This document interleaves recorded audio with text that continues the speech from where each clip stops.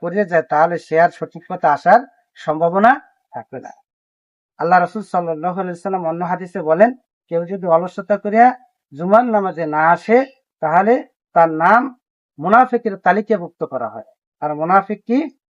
আল্লাহ কোরআনের মধ্যে বলেন, ইন্নাল মুনাফিকিনা ফিদ দারকিল আসফালি মিনান নার।